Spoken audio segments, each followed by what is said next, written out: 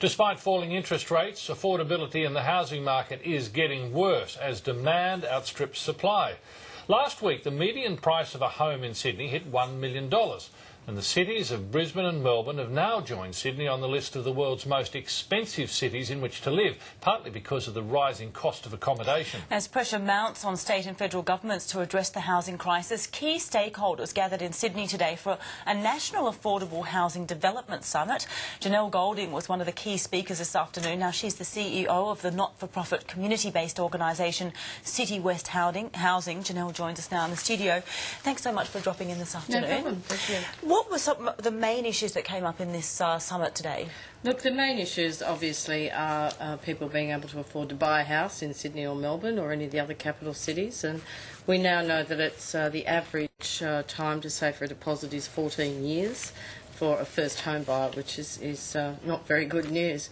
The other issue is rental accommodation for key workers. So key workers are being able to afford to be able to live close to where the places of employment are, and that's predominantly what City West does, provides accommodation for low-income workers so that they can still work in the cities. So what's the state of the public housing system at the moment in regard to affordable housing for these people you're talking about? Yeah, look, the public housing system has about 60,000 families on it in New South Wales alone. So if you're at the bottom of that list, I don't think, certainly in my lifetime, you're not going to get to the top of it.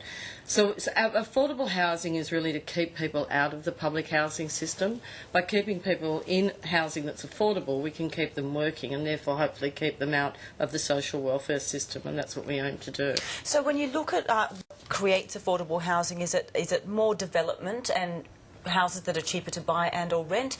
Is it subsidies? There's been a lot of talk for the New South Wales Premier, a bit of pressure on him actually because of this windfall that the state makes from stamp duty, that some of that could go into subsidising people's accommodation. But where are the answers around that? Look, certainly City West is a very, very unusual model, which is why we're targeted to speak at certain conferences.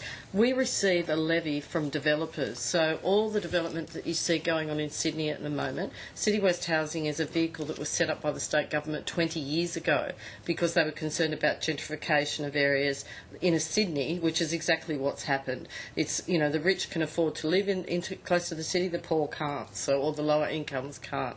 So our model is a model that we believe is something that needs to be looked at.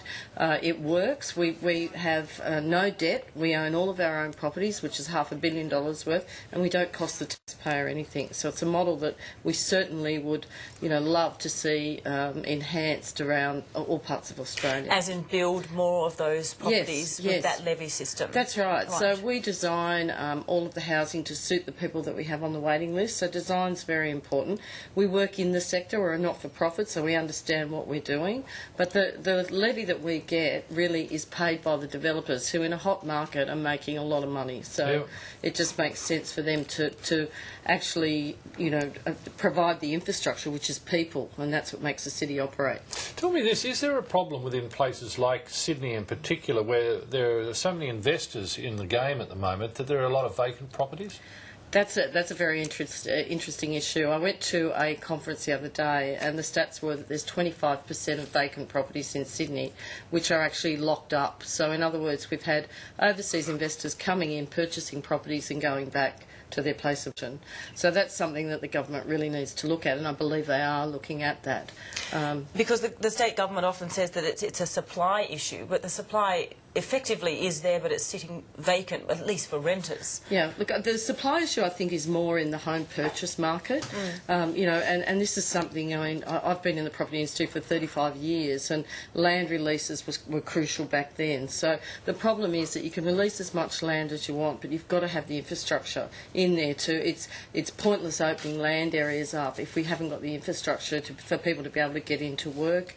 So you'll always have a high demand for affordable rental housing in the areas that people can't afford to buy in. So. Just briefly, what would be the best thing to come out of this summit?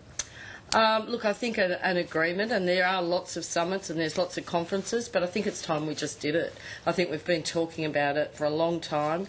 I've certainly, as I said, been in this sector for many, many years, and I think we do have a state government that's committed to fixing the problem, but it's the people on the ground at the coalface like myself and my staff that really have some great ideas about how to make things happen. And very briefly, if you could put a percentage term on how much stock you think should be affordable housing for a city, any community, what percentage would that be? Look, we have a 2% in the City of Sydney, which is nothing. Yeah. In London, for example, up to 16 to 20% of their stock has to be affordable in city locations. We need to start thinking along those lines. We're just too far behind. All right, well, Janelle Goulding, thank you very much for taking your time available. Thank you, today. Janelle. Appreciate it. Bye. It's time